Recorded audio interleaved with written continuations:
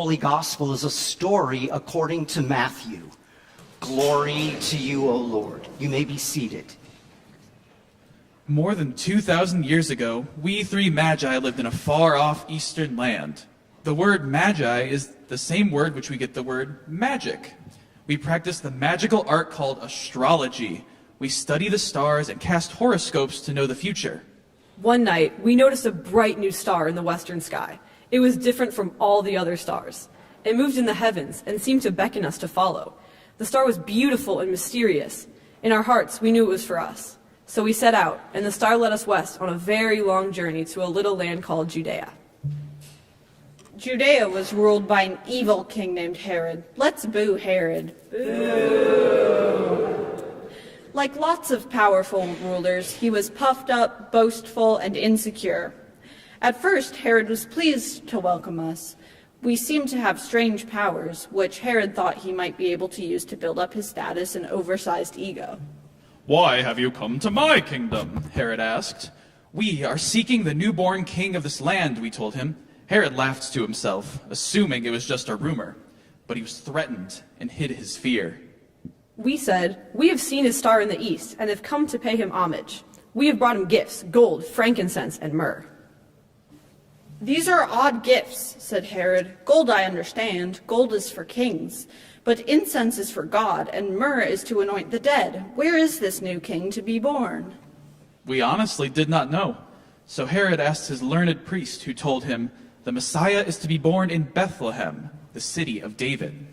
"All right, go to Bethlehem then," said Herod. "And when you have found this Messiah, send me word so that I too may go and honor him." We thanked Herod and promised to do as he requested. When we arrived in Bethlehem, the star finally came to a standstill. It hovered over a certain house and remained there. Our hearts beat wildly, for we were about to meet a king whom even the stars of heaven would serve. We entered the house and found Mary, Joseph, and Jesus, about 2 years old. Mary greeted us with a sweet smile. We stared at the little child, whose eyes were brighter than the brightest star.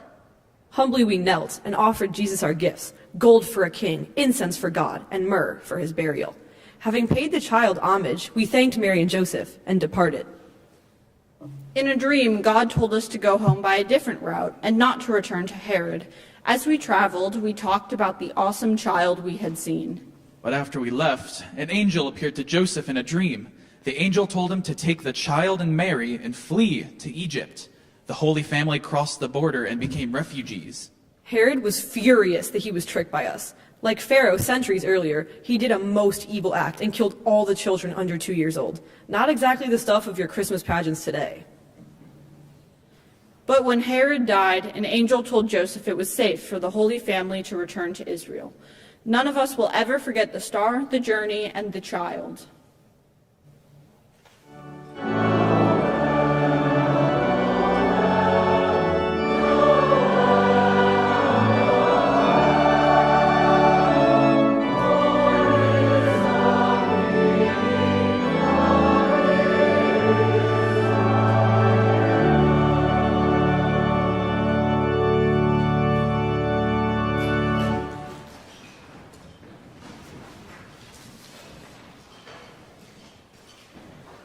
The big reveal. It's about the hype. It's about the spectacle. Some young parents stage elaborately choreographed events, synchronized in real time with social media, to announce the gender of their expected baby. One woman did a big reveal on Instagram. She showed her audience the result of her pregnancy test before she looked at it herself. When she finally saw the word pregnant, there was a string of supposedly happy F-bombs before she called in her boyfriend to share the news with him.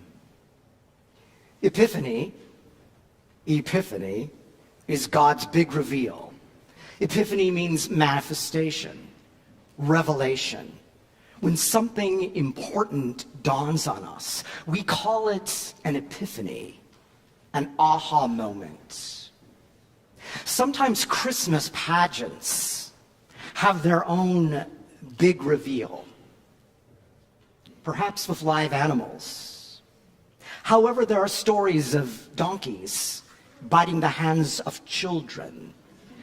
And this year, as a camel was brought down the aisle at a Christmas Eve service in Texas, the camel kicked a woman in the face with his hoof and knocked her out.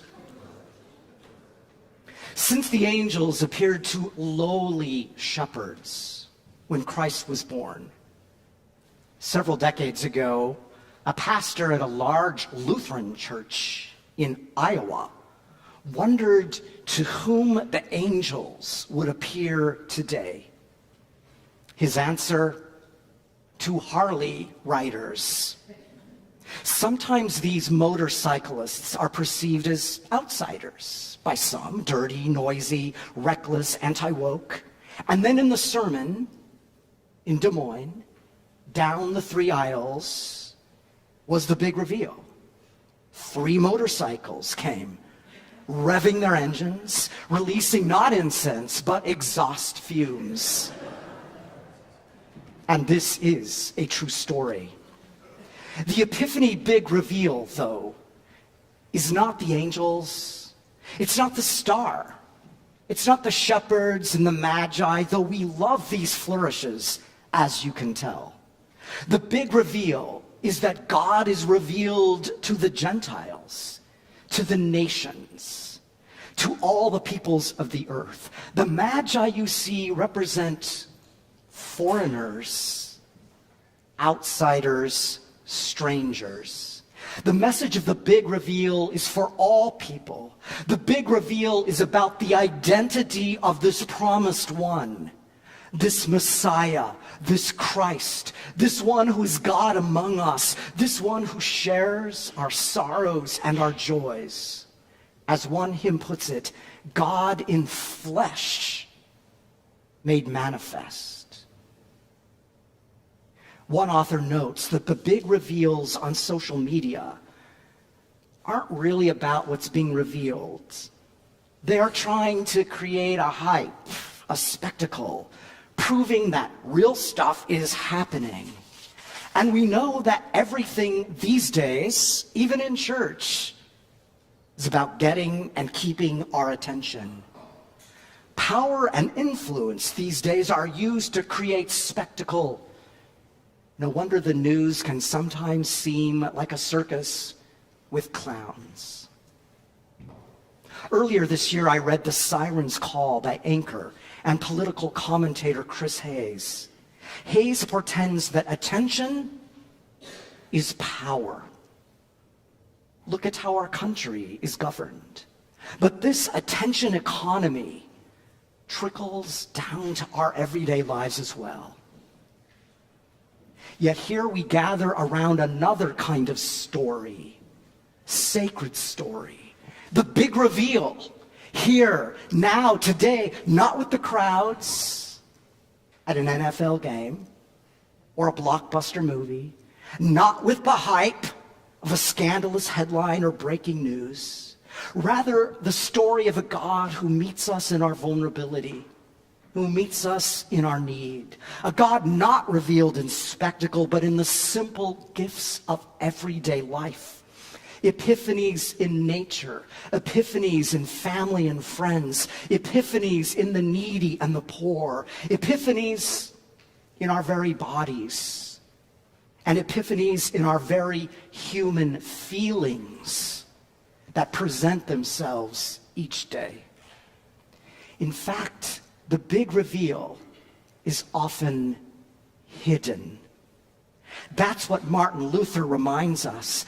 God hidden in ways we might miss. God hidden in the wood of the crib. God hidden in the wood of the cross. God hidden in water, bread, and wine. God in birth and death, love and sorrow, death and resurrection.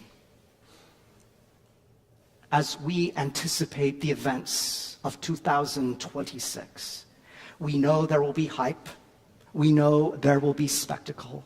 Rather than running after things that are fleeting, we join the Magi in following a mysterious star, not knowing where it will take us, not knowing what we will need to let go of, not knowing what adversities, what adventures await us. A new year, a new opportunity to make worship and community a priority. Here you are offered priceless treasures, a life-changing story of truth, peace, and justice. Here you are offered the gift and the power of singing together. Here we offer homage and reverence to a God within, yet beyond us. To what end? That we might learn day by day to open our eyes to the big reveal, the surprising epiphanies in every new day. Amen.